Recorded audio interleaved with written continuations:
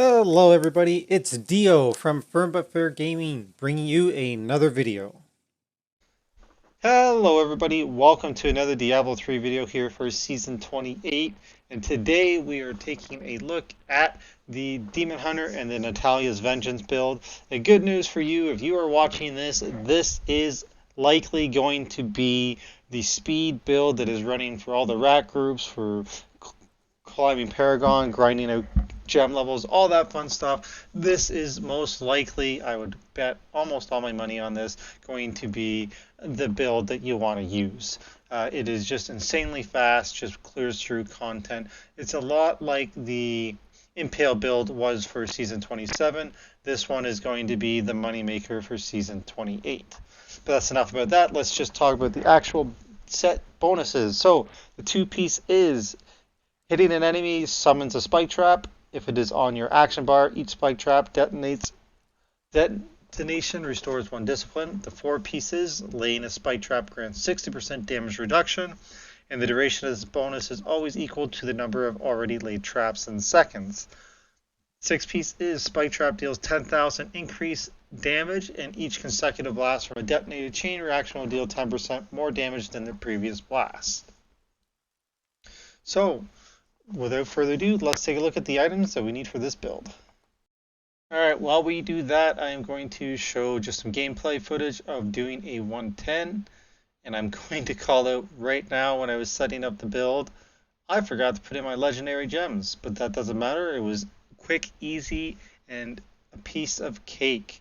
Even so, we were done this 110 and I'm going to say around 3 minutes. Anyways, you're just going to have it up so you can see the gameplay, and just wanted to throw that out as a precursor so that you have an idea of how strong this build is. So just keep that in mind. Alright, here we go. So for our items, we are wearing 2-piece of the Shadow's Mantle. So while equipped with a melee weapon, the damage of your bolas, chakram, fan knives, and impales increased by 6,000%. And the reason that we are doing or get away with this is because the Natalya's, we can wear 5-piece of it because we're going to be wearing Ring of Royal Grandeur because it's got a ring. So as you can see here, there's actually a ton. There's 8 different item slots for Natalya's. So we're getting away with wearing 7, not 8. So we're getting away with wearing just 5 of them. So we are wearing the the gloves, the chest, the ring, the pants, and the boots. And then we have another set as well. We're wearing Guardian's Jeopardy. So we're wearing the belt and bracers here.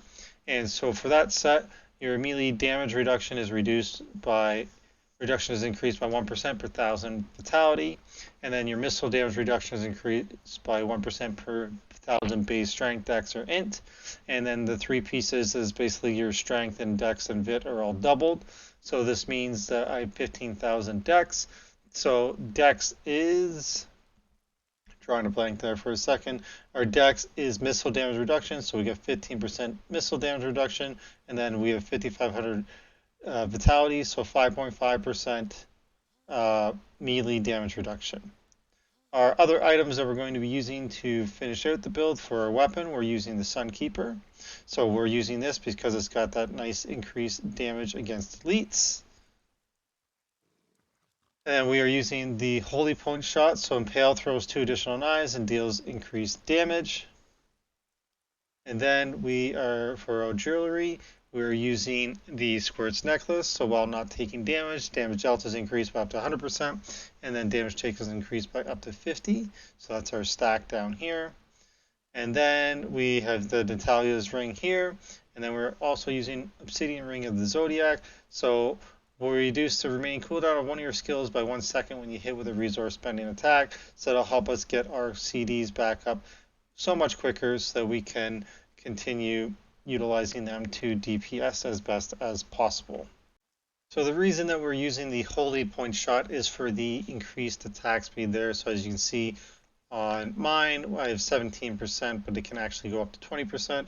So that is going to help us just get more hits out with our Impale and help us do more damage.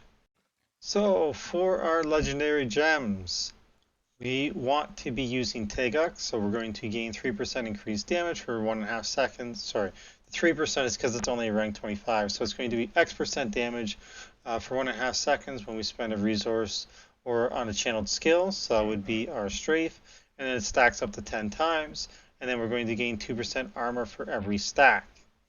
We're also going to be using Zai's Stone of Vengeance, so damage we deal is increased by X% for every 10 yards between us and the enemy to a max of 50 yards, which would then multiply our damage by 5. So let's say if our damage is 10% at 10 yards, then at 50 yards it would be 50%. And then at rank 25, we get 20% chance to stun the enemy for 1 second.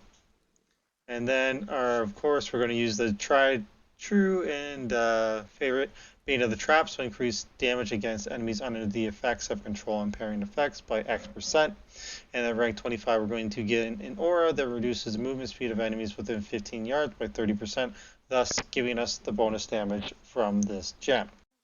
Moving over to go talk to this guy. Alright, whatever. So, over here, so for our cube, we are using the Demon's Demise, so each blast from the Spike Trap will damage all enemies again after 1 second. It deals 200% increased damage. We have Tragul's Coils, so Spike Trap gains the Scatter Rune, are deployed twice as fast and deal 200% increased damage. And then we are using Ring of Royal Grandeur, so we can wear all these fancy green things. So Ring of Royal Grandeur reduces the number of items needed for set bonuses by 1, and you need a minimum of 2 pieces of that set. For our skills, so we're going to be using Spike Trap with Lightning Rod. Excuse me, sheesh. So we're going to lay a trap and it arms and, well, basically, you can read the fine details you want. Basically, it's going to explode for tons of damage, and it's going to be lightning. And then we can have a max of 5 traps active at one time. Then we're going to be using Vengeance with Seethe. So this is going to give us damage and a bunch of stuff, and also it's going to give us more hatred per second to help with our ability to spin endlessly. We're going to also then use Strafe with Drifting Shadow, so lightning damage as well. So we're going to shoot at nearby enemies for X damage, and we're going to gain movement speed. For some defensive survivability, because we are very squishy, we're going to use Smokescreen with Displacement. So we're going to vanish for a second and then get 100% move speed. We're going to also use Shadow Power with Gloom. So we're going to draw on the power of Shadow, gaining life per hit, which is going to help us survive. It reduces damage taken by 35% while it's active. And then we're also going to use Companion with the Wolf Companion. So it's going to howl, granting us increased damage, 15% for 10 seconds. So just some extra boost there. For our passes, we're using Tactical Advantage. So whenever we use Vault, Shadow Power, Smokescreen, or Backflip, we get 60% increased move speed for 2 seconds. Ambush, so we deal 40% additional damage to enemies above 75%. Custom Engineering is going to give us more traps. And then Call of the Week is we're going to increase our damage against slowed or chilled enemies by 20%, and that's going to be proccing from our Bane of the Trap to help us just deal way more damage. For our rotation, it's going to be pretty easy. I'll just jump into a 110 to show. So we're just going to turn on our Strafe, like so, pop all of our cooldowns to get them active, and then just zoom around. It's basically like that. And then we can shoot our traps if we really want to. I'll even use a potion. As I got hit there, as you can see, we're quite squishy. But it is quite simple to just go through, and we're just going to obliterate everything. Just kind of zoom around, pop our cooldowns, use our potion when it's available, throw traps out. And like I said, we are very, very squishy as I just walked into that. Anyways, that will do for that. Nice little crash course. And yeah, I'll stop looking at my dead screen. So like I said, we are pretty squishy on this build, so you want to utilize your Smokescreen and Shadow Power. Make sure that you have those up for damage mitigation. And also just watch where you're going. Don't do what I do and zoom into stuff. The move speed that we have with the also the 25% bonus from the altar, you're going to move very quick, so there's going to be occasional times where you're just moving too fast and you run into things. That happens. But anyways, that brings us to the end of the video. So if you have any questions or comments, please let me know below. I'll do my best to answer them. And of course, We appreciate any likes, shares, and subscribe, so please click those buttons. And please come find me on Twitch. It'll be in the description. I am streaming pretty much daily, so come hang out, chat D3. Even if I happen to be on the rare occasion where I stream a different game, feel free to come on by, talk D3. I always enjoy talking about Diablo. So that's it for me. I hope you're enjoying Diablo 3 Season 28, and we'll see you in the next video.